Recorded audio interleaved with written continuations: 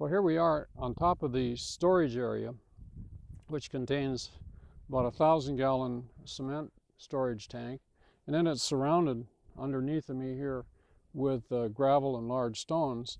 And this area will hold about 3,000 gallons of water. In fact, it's full now, and our spring runs about 2.5 gallons a minute, which is a lot of spring water. So we call this stone hedge, with these beautiful quartz stone here.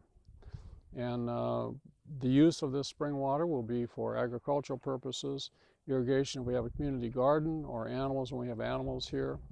And it can be used for other purposes. Of course, it's perfectly good spring water, whatever you use spring water for. To tell you folks a little bit about our water source here, there was basically at the head of the hollow here, spring heads coming out in various places. We excavated all that to trace it back to a common source, and then went in and set a 1,000-gallon septic tank. We took the bottom of that and put some holes in it so the water can come up from the bottom. Around the outside of this tank, we also placed several loads of stone to add to the water storage capacity, bringing it up approximately to 3,000 gallons total. Over this rock bed that we have around the tank, we put a piece of covered that with geotex fabric, and then capped that off with red clay to keep surface water from running into the spring area. Anyhow, that said, it should be a pretty substantial water source, and possibly a potable water source for future use. If it doesn't turn out to be potable, at least it will add some value to the Chantilly Farm here for potential use for stock watering or agricultural purposes.